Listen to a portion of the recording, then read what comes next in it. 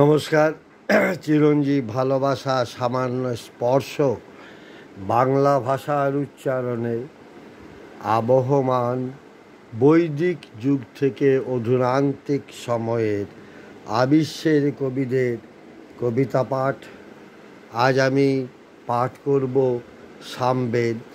সামবেদের আরণ্যক কাণ্ড দ্বিতীয় খণ্ড ইতিপূর্বে পাঠ করেছি। আজ পড়ব তৃতীয় খণ্ড, যেখানে মন্ত্র সংখ্যা রয়েছে 13টি এবং এখানে যে ঋষি কবিদের নামগুলি রয়েছে তাদের মধ্যে রয়েছেন বামদেব গৌতম, গৌতম রাহুগণ, মধুছন্দা বিশ্বামিত্র, গীতসমদ সৈনক, ভরদ্বাজ বৃহস্পত্য, ঋজিষ্যা ভারদ্বাজ, হিরণ্যস্তু আঙ্গিরস ও বিশ্বামিত্র গাথিন। সকল মন্ত্রদ্রষ্টা ঋষি কবিদের আমার প্রণাম জানাচ্ছি। এখানে দুজন মন্ত্রদ্রষ্টা ঋষি কবি রয়েছেন যাদের পাঠ ইতিপূর্বে সেভাবে করিনি। আজ আমি এই তৃতীয় খণ্ডে থেকে কয়েকটি মাত্র মন্ত্র পাঠ করব, 11, 12, 13 অবশ্যই। ঋষি কবিদের আমার প্রণাম জানিয়ে বাংলা ভাষার উচ্চারণের 2101 নম্বর ভিডিওতে ধরে রাখছি ঋষি কবিদের কবিতার বাংলা অনুবাদ গ্রন্থ অনুসার। 602 যজ্ঞ সাধনভূত যে অন্ন, বল ও জল আমাতে আছে, তা পরমেষ্ঠী প্রজাপতি দুলোকে আকাশের মতো ধারণ করুন।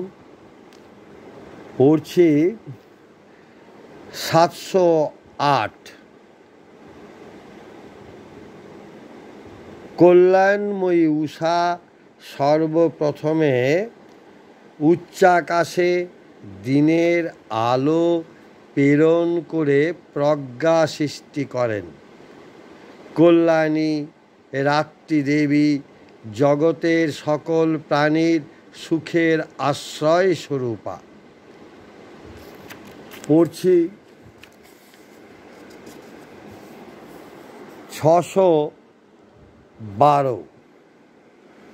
612তম মন্ত্রটি পড়ছি।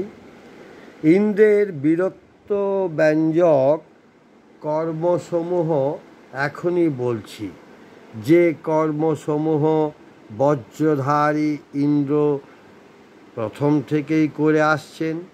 তিনি মেঘকে হনন করেন, পরে বারি রাশিকে ভূমিতে পাতিত করেন এবং পর্বত ভেদ করে নদী সমূহকে প্রবাহিত করেন। 613 আমি অগ্নি। আমি জন্ম থেকেই জ্ঞানযুক্ত, ঘৃত বা জল আমার চক্ষু, অমৃত আমার মুখে। আমি 3 লোক ধারণ করে আছি।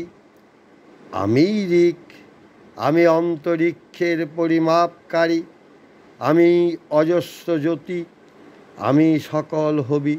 হবি মানে হচ্ছে অন্ন বা জল। 614 বিপ্র অগ্নি রক্ষাকর্তা। তিনি প্রথমে গমনশীল সূর্যের বিচরণ স্থল আকাশকে রক্ষা করেন এবং প্রাণবায়ু মরুদ্গণকে রক্ষা করেন। মহান অগ্নি দেবগণের হর্ষকেও রক্ষা করেন।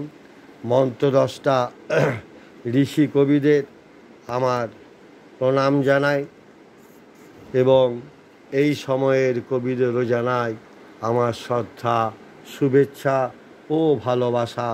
কবিদের জয় হোক, কবিতার জয় হোক।